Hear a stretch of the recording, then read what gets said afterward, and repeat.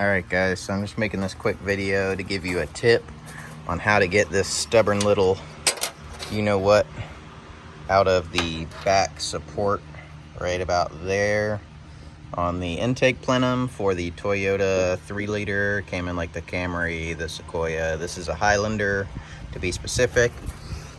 But the way this bracket is shaped, you just cannot get anything in there to get that 14mm bolt out. It's too narrow of a hole back there to be able to get a ratchet and a socket on it unless you have like a really shallow socket. The tip that I've found, the only thing that I could use to get it out, it's kind of a specialty tool, but it's a pass-through socket and a pass-through ratchet. So I put my 14mm socket in here, and I'll show you with the socket.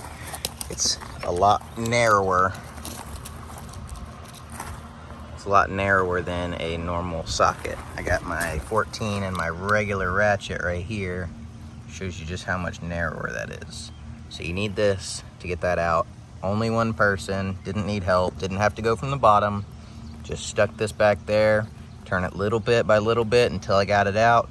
And I'm leaving that little son of a you-know-what out because I'm not putting it back to deal with it again later. Hope that helps.